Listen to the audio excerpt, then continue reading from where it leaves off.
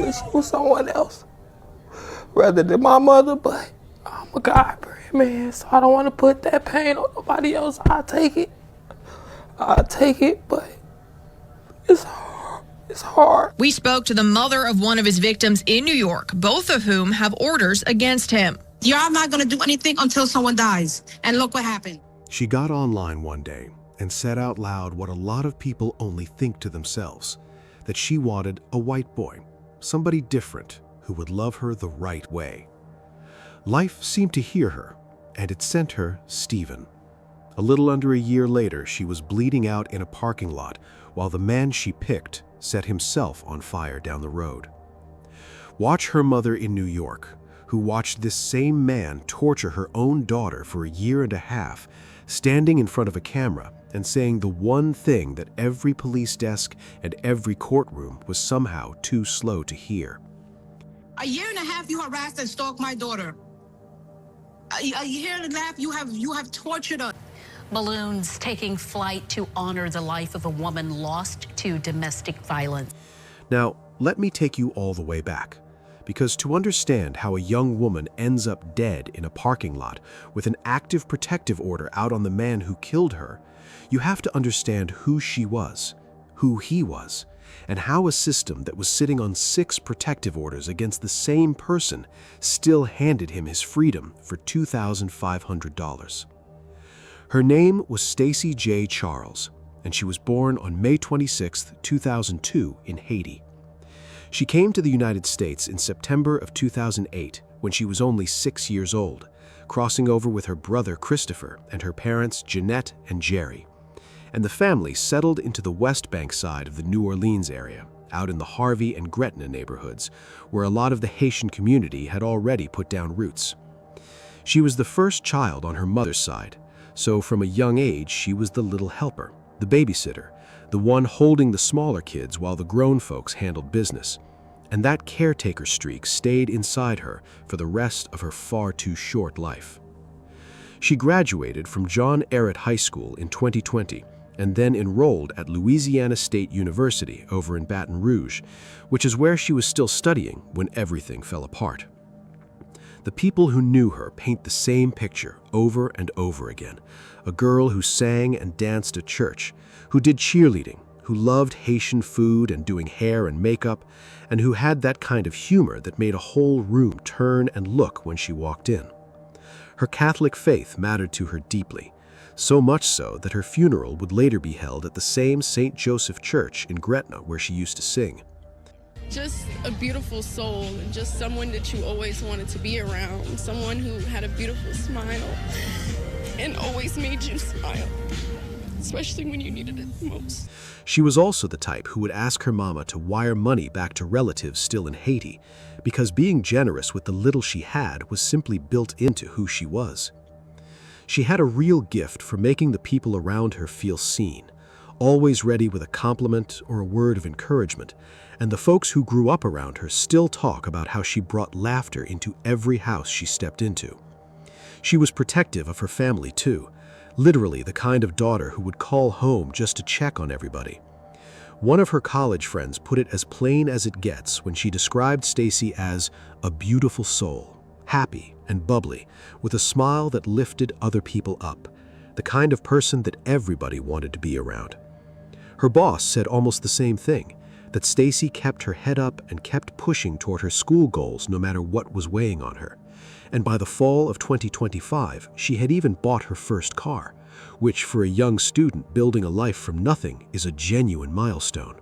Charles's boss, Deidre Catalano, says she had just purchased her first car.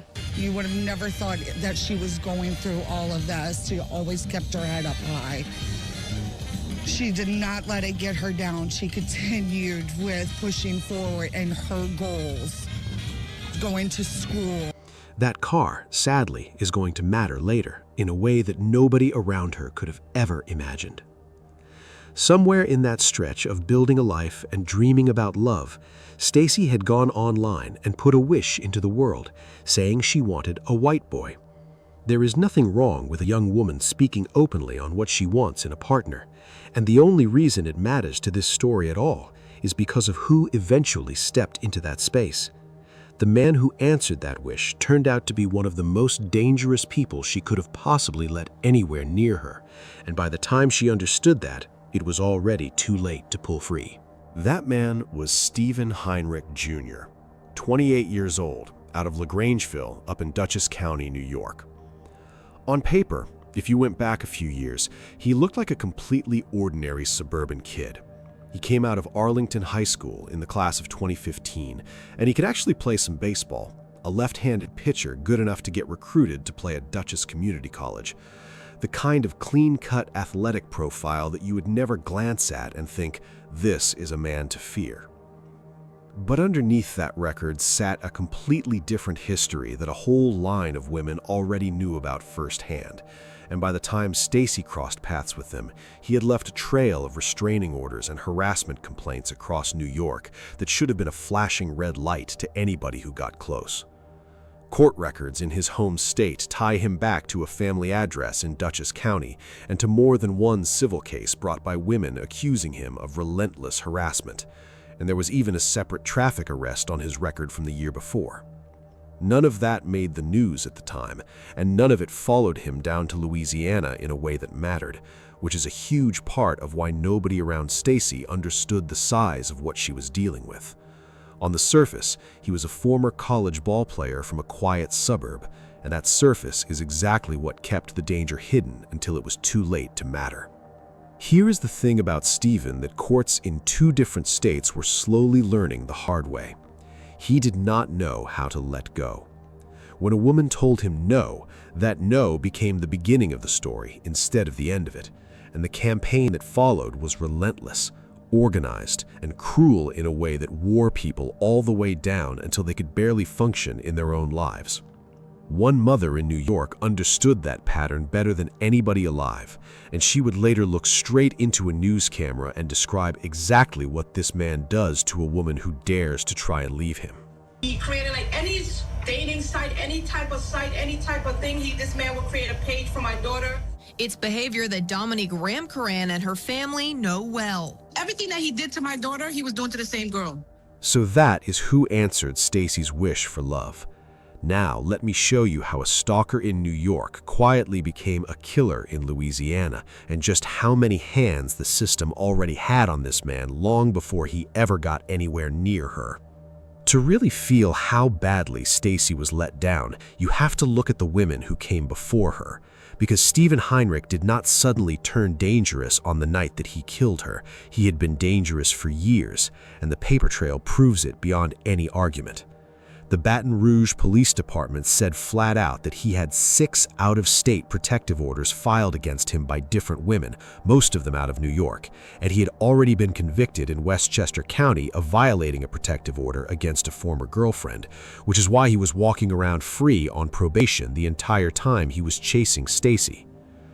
One of those earlier women had a mother named Dominique Ramkaran, and her account is the clearest window we have into how this man actually operated. She says her daughter went on only a couple of dates with Stephen back in 2023, and when the daughter tried to step away, he turned the whole family's life into a year and a half of non-stop torment. She describes hundreds of calls and messages a day, a lot of them coming from fake numbers so that no amount of blocking ever fully shut him out. And the volume got so heavy that she had to keep her own phone locked down just to survive her day. She says when her daughter no longer wanted to see Heinrich, he began constantly harassing her, her daughter's friends, and other members of their family to the tune of hundreds of calls and messages a day, often from fake numbers. To the point my phone is on Do Not Disturb. If you're not in my favorites, you could not reach me. The family did what you're supposed to. They took him to court. They got orders against him, and he broke those orders again and again. And the system's answer every single time was probation instead of real jail. That revolving door is exactly what kept him free to keep moving from woman to woman. So how does a man that has a flipping assault, like a harassment, has probation, have warrants, were able to slip through the system, get a $2,500 bail, and was able to go back to the same young lady that he harassed and kill her? There's even a civil lawsuit sitting on record filed in Westchester County in September of 2024 by a woman named Samala Clark, accusing him of a whole campaign of threatening communications aimed at her and even at her employer. So this was not a rumor or a bad breakup blown out of proportion. It was a documented pattern that multiple women had already lived through, and the people who survived it tried their best to warn the next one in line. They actually reached Stacy directly when word got around that Stephen had latched onto somebody new down in Louisiana. Associates of that New York victim tried to tell her exactly what she was dealing with. And Stacy did the same thing that so many people in love do when a stranger warns them about their partner. She did not believe a word of it. Rose reached out to the young lady, like, leave this man alone. He's crazy. He's going to stalk you. He's done it to my friend. She didn't believe us. By the fall of 2025, Stacy was living in a Baton Rouge apartment on Old Hammond Highway with a roommate named Crystal Weber, and she had already tried to end things with Stephen after a bad trip up to New York to see him, a trip she came home from with a busted lip and a twisted ankle that she blamed on him. She told her roommate that she had called the police while she was up there, and in a moment that is genuinely painful to read now, she said she just wanted to die if he did not go to jail. When she tried to shut the door on the relationship, he did the exact same thing he had done to every other woman, flooding her, her family, and her co-workers with messages and following her around so relentlessly that she was missing school and work. After she was gone, Crystal would find 2 Apple AirTags hidden inside Stacy's car, which tells you just how closely he was tracking her every move. Stacy tried the legal route too. In October of 2025, she filed for a protective order in East Baton Rouge Family Court, checking the boxes for punching, shoving, and threats on her life with a weapon, while her written description leaned into the way he was terrorizing her online through fake accounts and group chats aimed at her family and her job. That first order fell apart for the saddest and most ordinary reasons imaginable. Officers could not even locate him to serve the paperwork. And when the hearing date came, Stacy did not show up, so the whole thing got dismissed before it could protect her at all. Then came early November, and the window where all of this could have been stopped for good. On November 4th, police were called out to her apartment, where Stacy told them that Stephen had been beating on her all day, and officers wrote down cuts on her side and bruising on her stomach before she was taken to the hospital by ambulance. He claimed that he was the one defending himself, and because the responding officer could not clearly tell who had started it, Stacy walked away with a summons, while Stephen got arrested and booked for battery of a dating partner. That very same night, her roommate found a kitchen knife stashed inside his luggage. Court documents lay out just how many times this woman had already reached for help before that night. Court documents show Charles had tried to protect herself from Heinrich multiple times before her death. In a protective order request filed in October in family court, Charles says Heinrich was physically abusive, having checked these boxes saying he punched, shoved, and threatened her life with a weapon. However, in her written description of the abuse, she does not mention violence, instead stating he was relentlessly harassing and stalking her and her family through social media. At the bond hearing the next day, the assistant district attorney told the court about Stephen's prior New York arrests, including violating a protective order, and Commissioner Keena Kimball set his bond at $2,500 with a protective order attached as a condition of his release. The district attorney, Hiller Moore, would later admit that his office could have pushed for a no-bond hold and did not, while also pointing out that this particular courtroom had a long history of setting low bonds even on serious domestic cases. Listen to how the news laid the timeline of that decision out, because the math of it is almost unbearable. He was issued a $2,500 bond by Commissioner Keena Kimball, and a week later stabbed Charles to death. What makes it hurt even more is how close New York came to catching him inside that window. A New York prosecutor actually called Baton Rouge asking that he not be allowed to bond out because the arrest violated his probation. but the hold got entered into the National Crime Database roughly 9 minutes after he had already posted bail, and he walked out of that jail late that same night. A deputy was later disciplined for not checking the national system during the release, though the sheriff's office argued the hold wasn't even listed yet at the exact moment it would have mattered. When New York asked for a welfare check a day later, Stacy told officers she knew he was out, but that he had not contacted her yet. Either way, the man was free, and the countdown to her death had already started.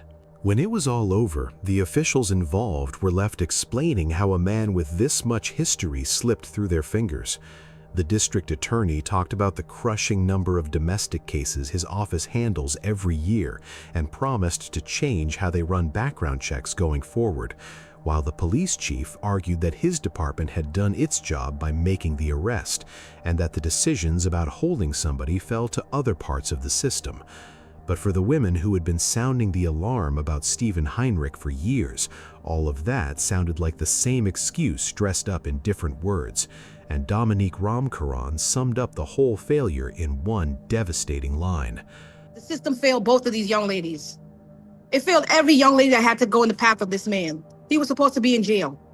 Now our story crosses an entire ocean to a completely different kind of dream that ended inside a locked villa.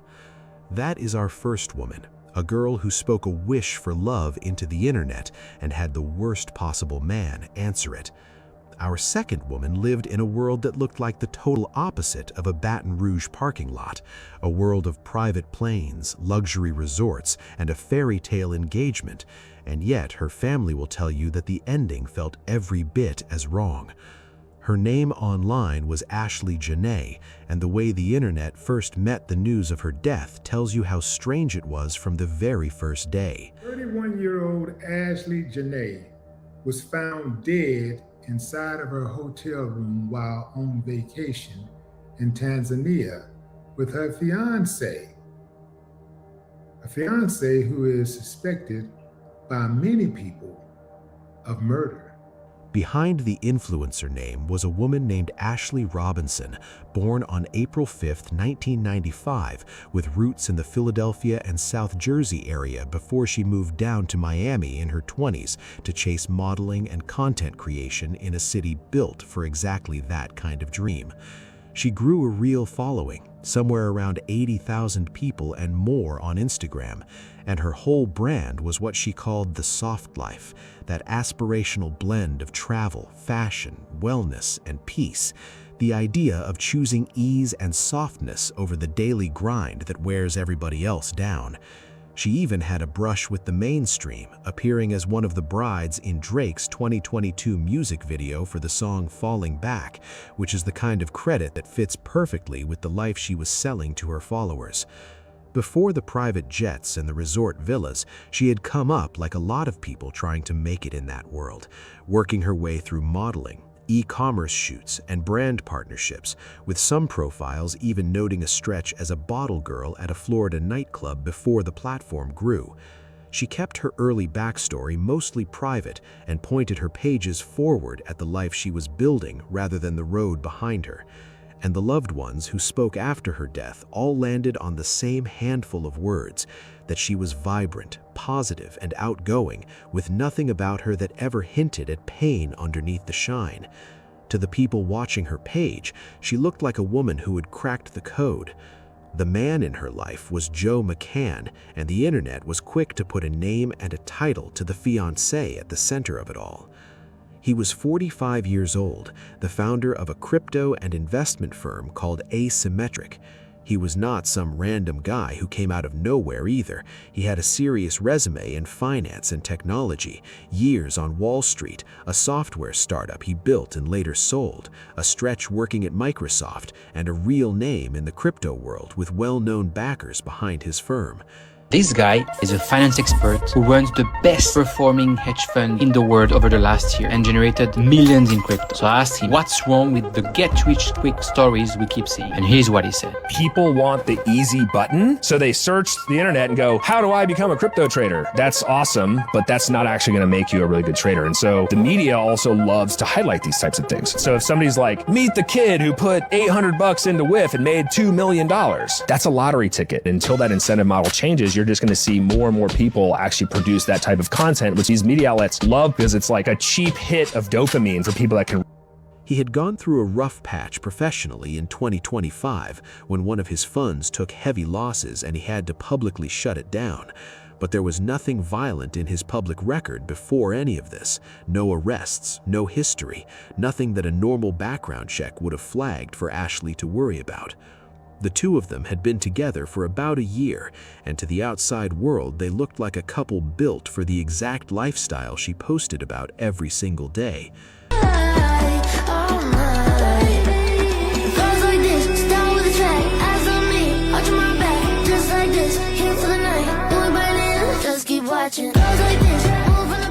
Their relationship had actually stayed pretty low-key online before all of this, and some of her friends later pointed out that Joe rarely, if ever, posted about her on his own accounts, though at the time that read as nothing more than a private man keeping his business to himself. They had shared little pieces of a life together here and there, a basketball game up in Portland, a ski getaway out in Oregon, the normal rhythm of two people falling into each other, and none of it carried a single public sign of trouble.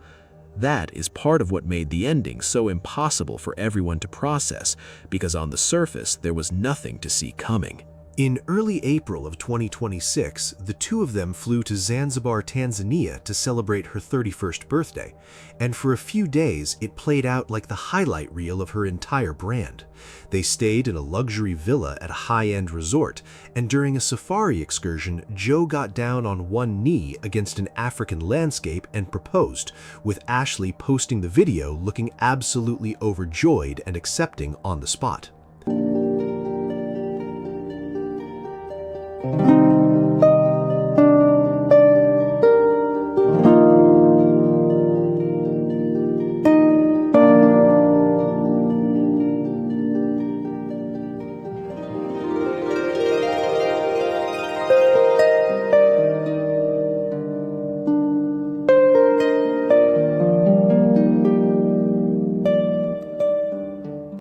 Her family later described that proposal as an unforgettable moment surrounded by beauty, love, and wildlife, the start of a future she was thrilled to build.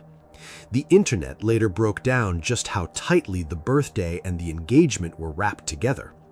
On her actual birthday, April 5th, she put up what turned out to be her final post ever.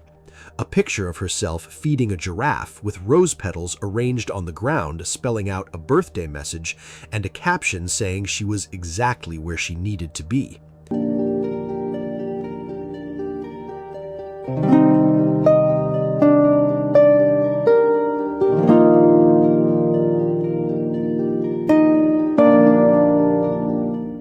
Her whole online world had been built on that exact energy. The soft life, the gratitude, the sense that she had finally arrived somewhere good. And that last post was the purest version of it. She was not posting through pain or forcing a smile for the camera, at least not in any way her audience could detect.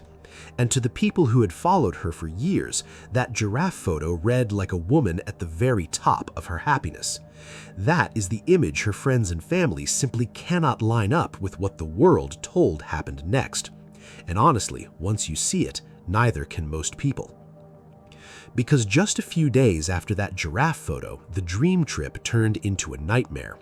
According to the account that eventually reached her loved ones, Joe told Tanzanian authorities that Ashley had taken her own life by hanging, and for the people who knew her, that explanation landed like a slap across the face.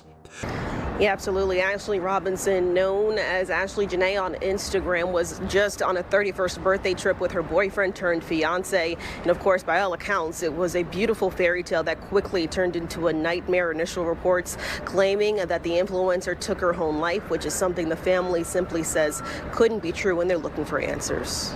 The woman feeding giraffes with a brand new ring on her finger, planning a wedding and a whole future she had been dreaming about out loud, was suddenly gone under circumstances that nobody around her believed for a second. You do not need to be an investigator to understand why it did not sit right, and one voice online said exactly what a whole lot of people were already feeling.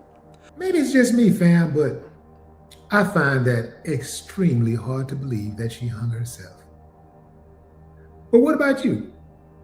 Her close friend, a public relations executive named Savannah Britt, was the one who lit the fire online.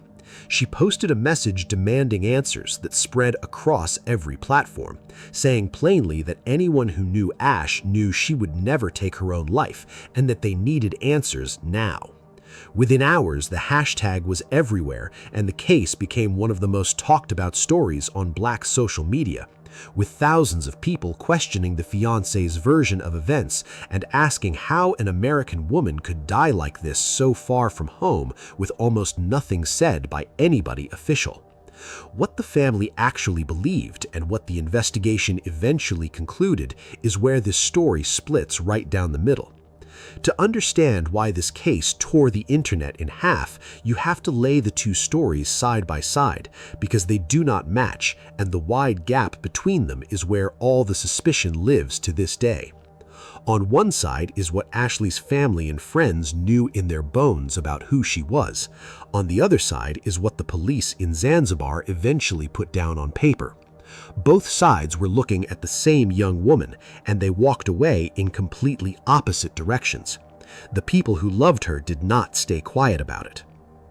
The family's case was built entirely on who she was.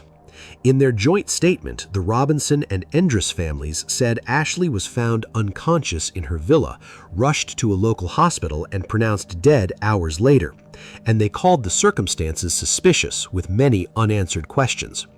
Police in Zanzibar claiming that their initial report said that Ashley took her own life while on a birthday trip in Zanzibar. And the parents are saying that is not the Ashley we know. She is not one that would do something like that and harm herself. Neff telling Fox 29 initial reports indicated there was an argument between the couple just hours after this engagement post. Police also did indicate that there was some kind of argument that transpired between Joseph and Ashley, where they both had to be separated in a hotel. They had different rooms, and then Joseph had claimed to the parents that she was found unconscious in her. Her father, Harry Robinson, spoke out with real pain, saying this should have been one of the happiest trips of her life instead of the end of it. Her mother said she had just talked to her daughter and seen no sign at all that Ashley was in any kind of distress, describing her as happy, loved, and full of plans for the future, including one day becoming a mother. These were not people in denial about some private struggle they had missed. They were people describing a woman who was visibly thriving, and they wanted the whole world to know it. The family also made the point of asking the public to trust only the updates coming directly from them, because they knew what was about to happen.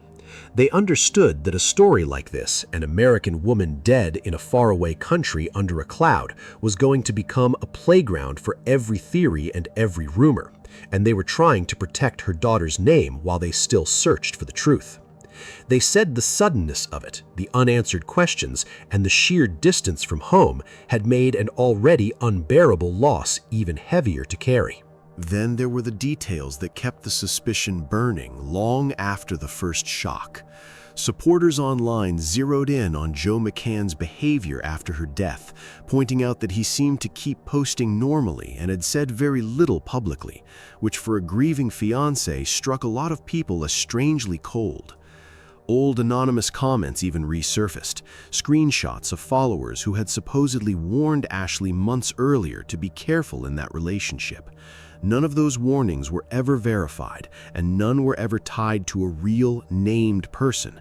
But in the heat of that moment, they read like ghosts trying to speak from the past, and they fed a growing belief that something had been wrong long before Zanzibar ever entered the picture.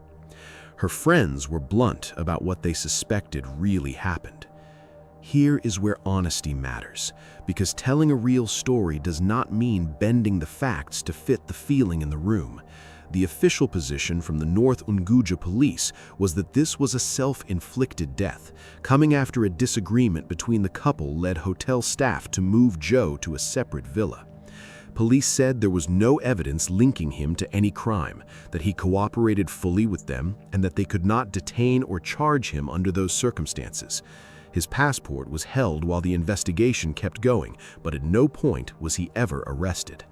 Then, after roughly 2 months of work, the Zanzibar authorities publicly closed the case in early June of 2026, ruling the death self-inflicted and connected to mental distress, saying their review of the messages on the couple's phones showed repeated complaints about her life circumstances.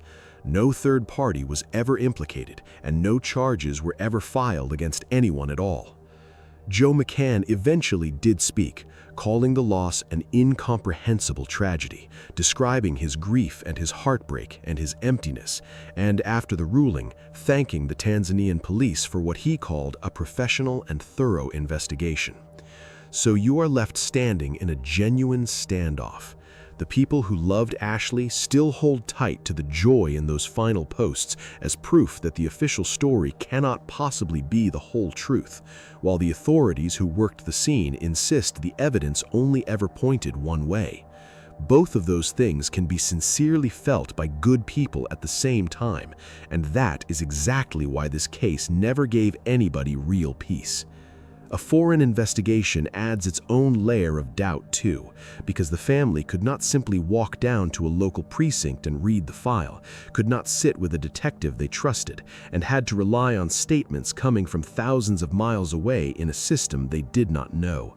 When you cannot see the evidence with your own eyes, every gap in the story starts to feel like something being hidden, even when it is not. And that distance turned an already devastating loss into something that felt impossible to ever fully close. If any of this feels familiar, it is because we have watched almost this exact fight play out before, and looking at it helps put Ashley's case in proper context. Back in 2011, a young woman named Rebecca Zahau was found dead by hanging at a wealthy boyfriend's mansion in Coronado, California, and authorities ruled it self-inflicted, while her family insisted she had been murdered and staged to look that way. Her loved ones said she was far too full of life and far too strong in her faith to have done such a thing. So they launched a justice campaign. They hired their own experts, and they even won a civil verdict years later before the case eventually settled. The official cause of death was never overturned. San Diego's most infamous cases is back in the spotlight this morning, 11 years later. Thanks for being here at 6 a.m. I'm Eric Conard. And I'm Nada Irampour. We're talking about Rebecca Zahau. Well, she was found dead at the Spreckles mansion in Coronado back in 2011. Her family maintains that it was not a suicide. CBS 8's Dana Marie McNichol is live outside the Sheriff's Department with the latest on this. Good morning. Good morning, Eric and Netta. Well, later today, we will be hearing from the Zahau family and their attorney. They're petitioning to change her cause of death from suicide to a homicide or even undetermined. Now, after the death of Rebecca Zahau, her family sued Adam Shacknai for wrongful death, and in 2018, a civil jury in San Diego found Shacknai responsible for Zahau's death. Now, despite the verdict, then Sheriff Bill Gore refused to open the criminal investigation, still insisting it was a suicide. Now, the medical examiner also refused to change Zahau's cause of death from suicide to homicide or even inconclusive on her death certificate. That case is almost a mirror for what Ashley's family is walking through right now, a disputed death inside a rich partner's world where the paperwork says one thing while the people who loved her feel something completely different. And it shows how these fights can drag on for years without ever fully closing the wound. The Zahau family got their day in civil court and even a verdict in their favor, and still the official ruling stood, which is a hard truth for anybody hoping that public pressure alone can force a different answer. There was one more layer to sit with here, and it is the part that keeps this from being a clean villain story. In the months after Ashley's death, Joe McCann did eventually open up in his own words, describing the emptiness and the heartbreak, talking about the relationship they shared, her kindness, her cooking, the way she connected with his children, and how badly she had wanted to become a mother one day. He said his focus was on cooperating with the authorities and bringing her home. Whether you read that as genuine grief or as a man managing a narrative depends entirely on where you already stand, and that is the frustrating heart of this whole case. The evidence that the public can actually see is thin, the official file is closed, and the two sides are left telling two completely different stories about the same woman, with the people who loved her most refusing to let the questions die quietly. Now we move to our third woman, whose ending left no room at all for interpretation. That is two women now, both lost in ways their families are still arguing with the world about. One to a man everybody could see coming, and one to an answer nobody in her circle will ever accept. Our third woman is different because there is no debate over how she died. There is only the cruel randomness of it, a vacation that was supposed to be pure joy that dropped her straight into the middle of somebody else's war. The way people first heard about her tells you everything. Her name was Denisha Delancey, 29 years old, born and raised in the Liberty City neighborhood of Miami, and everybody who talks about her describes the same bright, outgoing energy. She was a Florida State graduate, a young woman who loved to travel and go out and squeeze the joy out of every moment. The kind of person that friends called a certified baddie from Liberty City, with a smile that lit up any room she entered.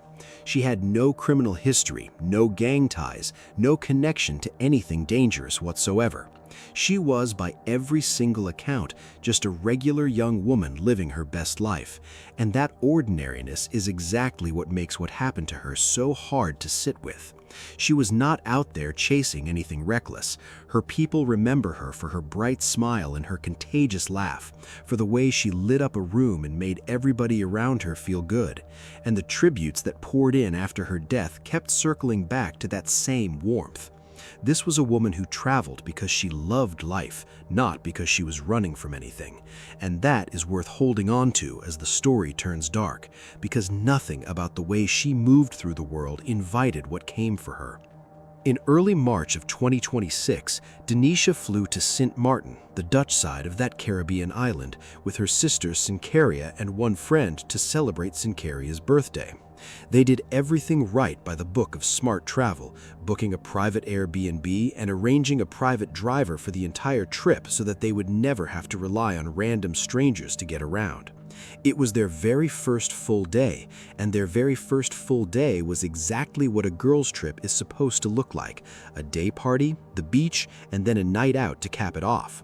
That night out is where an ordinary vacation quietly started sliding towards something that none of them could have ever pictured.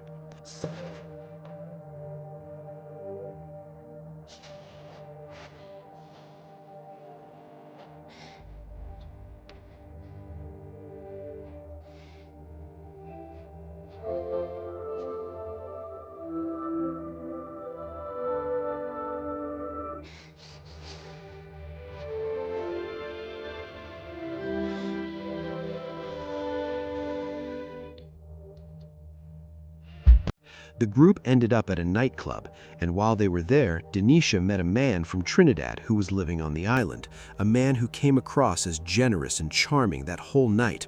His name was Quincy Damon Sylvester, and on the surface he ran a PVC pipe sales and installation business over in the Cay Hill area. But according to police and local reporting, that business was really a front, and Sylvester was a suspected drug figure tied to organized crime networks stretching across the Caribbean. Caribbean, the kind of man who kept an extremely low profile because his real work lived in the shadows. Denisha had no way of knowing a single piece of that. To her, he was just a friendly guy at a club while she was on vacation. To a group of men watching him from across that same room, he was a marked target. And that is the detail that turns this whole night sinister once you know how it ends. Investigators later tied him to regional drug rivalries and even to other violent incidents on the island, the kind of man authorities viewed as a clear and premeditated target rather than a random victim. He kept almost no public footprint at all, so much so that the only known images of him came from the very nightclub cameras that would end up telling the story of his last night alive. That surveillance footage is the piece that turns this from a tragedy into something colder and more calculated. Cameras inside that club later showed unknown men tracking and following Sylvester the entire night, watching him, shadowing his movements, quietly waiting for their moment to strike. While Denisha was enjoying what felt like a fun, generous stranger buying good energy at the bar, a crew was already in position, already committed, already counting down. She could not have picked up on any of it, because there was nothing for her to pick up on. The danger in that room was not aimed at her, was not looking at her, and did not care about her one way or the other, which is exactly what makes it so senseless. She simply happened to be standing next to a marked man on the wrong night, and by the time anybody understood what that meant, it was already far too late. There's a version of this story people keep trying to tell where Denisha is somehow responsible for what happened, and it falls apart the moment you look at the actual sequence. She did not seek out a dangerous man, she did not go looking for trouble, and she had no idea that the friendly guy from the club was carrying a target on his back. What she did was accept a ride at the end of a fun night, which is a thing that happens on every vacation in every corner of the world. And the only reason it turned deadly is because other people had already decided to kill the man behind the wheel. When the club finally closed, the group split up. Sinkaria and the friend headed back to the Airbnb with their private driver, and Denisha made the choice to leave separately with Sylvester in his SUV. It was a normal decision, the kind of thing that happens on vacations all over the world. A woman catching a ride home with a man she had been vibing with all night long. There was nothing about it that screamed danger to her in that moment, and that is the detail people keep getting stuck on. Because in a different version of that night, she rides home with her sister and wakes up the next morning with nothing but a good story. The group had actually taken every precaution that safety guides tell women to take: the private place to stay, the trusted driver on call, the buddy system of moving as a trio, and it still was not enough, because the thing that killed her was never about her choices. But those men who had been shadowing Sylvester the whole night were still out there in the dark, and stepping into that vehicle put Denisha directly in the path of a hit that had absolutely nothing to do with her. The news later broke it down in the plainest terms possible.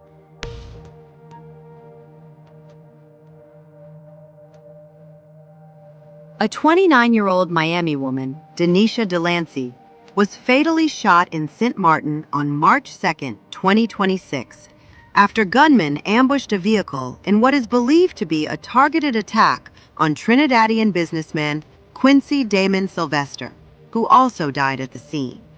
Delancey, in St. Martin for a birthday trip, is thought to have been an innocent bystander caught in the crossfire. Authorities have arrested one suspect, but are still searching for the main assailants. In the early hours of March 2nd, on a quiet road in Phillipsburg, gunmen ambushed that SUV and opened fire on it. The vehicle flipped and came to rest upside down, and both Denisha and Sylvester were killed inside of it. She had flown out to celebrate her sister and to enjoy a few days in paradise, and instead, she became collateral in a war that she never even knew she had walked into. What happened when police finally arrived on that road and how they slowly realized this was no ordinary accident is the next piece of the story. When the first officers reached that road, they did not even know that they were looking at a murder. The police in St. Martin got calls about an overturned SUV just after 3:30 in the morning, and at first it looked like a bad single-vehicle crash, the kind of rollover that happens on dark island roads all the time. Officers found the gray SUV flipped completely over with two unresponsive people inside, a man in the driver's seat and a woman in the passenger seat, both of them already gone. The whole thing was being handled as a traffic fatality right up until the details started refusing to add up the way an accident should. What changed everything was the physical evidence on the vehicle itself. As officers examined the scene more closely, they found bullet holes in the SUV, and that single discovery flipped the case from a traffic accident into a double homicide. The gunfire had caused the crash, not the other way around. The case was pulled off the traffic desk and handed over to the major crimes team, and once investigators tracked down that nightclub surveillance footage showing the men trailing Sylvester all night long, the whole picture snapped into focus. This was not a random robbery or a spontaneous fight that got out of hand. It was a planned, targeted execution of a suspected drug figure, and Denisha Delancey had simply been sitting in the wrong seat of the wrong vehicle at the worst moment of her life. The way her family found out is its own kind of heartbreak. After the club, their private driver had stayed in contact with the group, and hours later he called Sincaria and the friend to check on everybody and told them that the man Denisha had left with had been found dead. That single phone call is what set everything in motion, the awful, dawning realization that the sister who had walked out of the club smiling was not coming home. Denisha's body was later brought back to Miami, and the family held a homegoing that matched the life she had actually lived, with services at a Miami church and a procession that included a motorcycle hearse and an all-white coach, a send-off that friends said reflected exactly who she was as a person.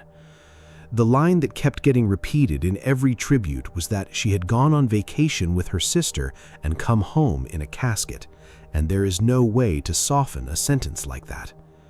Her case also lit up a much bigger conversation online about the risks that Black travelers, and Black women especially, can run into in parts of the Caribbean, where drug money and gang beef can spill over into places that look like paradise on the brochure.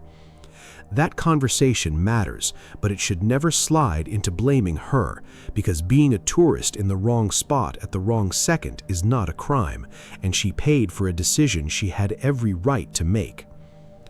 On the investigation side, police moved fast, but they did not get far.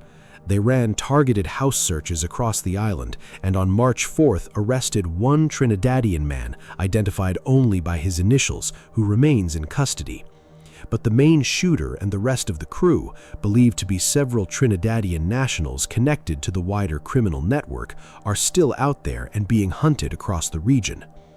As of the latest reporting, there has been no trial and no full resolution, just that one arrest and an investigation that authorities keep describing as deepening, while the family waits for real answers that may never fully come. Of course, the internet did what the internet always does, and a wave of judgment came for Denisha for leaving the club with a man she had just met. Her sister was not having any of it, pushing back hard against the victim blaming and the false stories going around, demanding that people show some respect and calling for justice for Denisha. I'm on my way to see my sister, so I thought now would be the perfect time to get on here and say something, because there is just too much victim blaming going on. No matter how y'all try to spin a story, no matter if y'all blaming me, y'all blaming her, whatever, it does not matter. Y'all don't know me and y'all don't know her. And I'm trying to get on here and not curse as much, but y'all really got us up. It doesn't matter however y'all feel, what could have, should have, whatever. It doesn't matter. An innocent life was taken in that island. Don't want to do about it because they're trying to save face for their tourists. It doesn't matter. We want justice because y'all have an active gang war going on over there between St. Martin and Trinidad. Y'all don't want people to know about it. So all the victim blaming needs to stop, because no matter what, we want justice. And I don't even get on here and do shit, but y'all got my sister up. And again, I'm trying not to curse, but stop. All we want is justice for one, I'm not giving y'all the story time. But for one, them lied to us when we first got there. They told us that it was a car accident. Whole time my sister had got shot. They tried to make it seem like, oh, it was just an accident, whatever. If it was not for our driver, we would not know shit. We learned more from the locals than we did from the police. And still to this day, they're trying to keep us out the loop. They don't want to tell us shit. It was not until this story or whatever got some traction that they wanted to update their news site, call her mom, say, oh, we have this person in custody or whatever. But before that, it was crickets from them. They were so nasty to us. When they told me and my girlfriend, they were so nasty. They had no sympathy, no nothing, no empathy, no nothing. They tell us the news, oh, she's been in an accident, and we, reacting, crying, whatever. And they're looking at us like we're fucking, like, okay, y'all can't sit in here and do this. Y'all got to get the fuck out of my office. That's literally how they treated us, and that's how we felt. We was asking for answers for days. It was not until I went back the next day and asked them, was she shot?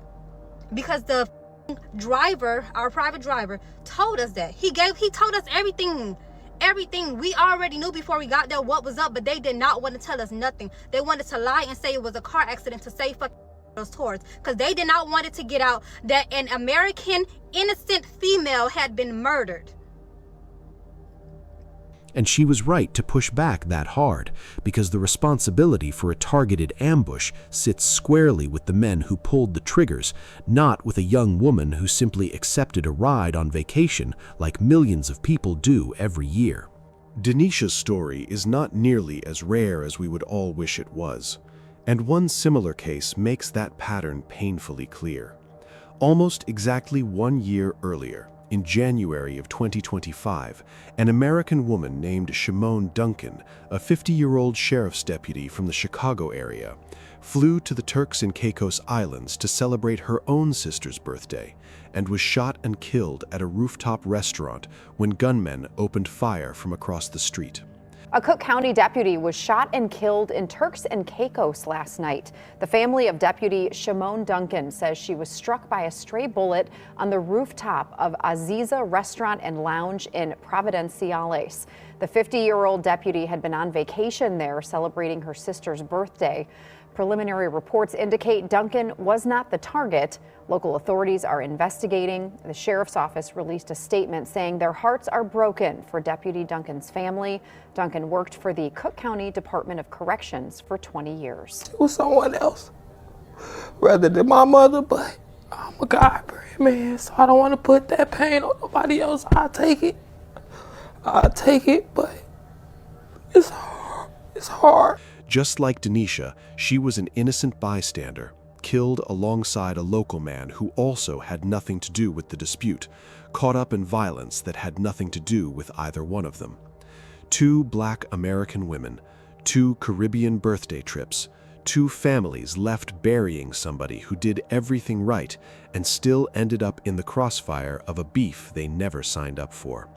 It is the same hard lesson written out twice, that paradise can carry a hidden price, and you never fully know what is moving in the background of a place you are only visiting for a weekend. So there they are, 3 women whose stories rhyme in ways that should stop us all cold. Stacey Charles spoke a wish for love into the world, found a man carrying a hidden history of stalking, did everything the system told her to do, and was stabbed to death in a parking lot with a protective order that could not save her. Ashley Robinson built a dream life, got the ring and the trip and the future she wanted, and died only days later under circumstances her family still cannot accept even after the case was officially closed. Denisha flew out to celebrate her sister and was killed by strangers who were never even aiming at her in the first place. Not one of these 3 did anything at all to deserve what came for them, and yet all 3 of them are gone, buried by families who are still waiting on answers that arrive too slow or never arrive at all. 3 different countries, 3 different kinds of danger, and the same ending every time. If there is anything worth carrying out of all of this, it is simple, and it is not about blame. Warnings are worth listening to even when they arrive from strangers. The people who love you are usually seeing something for a real reason, and none of that is ever a promise of safety, because the fault always lands on the person who chooses to do the harm. Rest in peace to all three of them, Stacy, Ashley, and Denisha. If this made you think of somebody in your own life who might be in a situation that feels off, share it with them, because sometimes the thing that saves a person is one honest conversation at the right time. Drop a comment and tell me which of these three stories hit you the hardest, and keep your people close out there.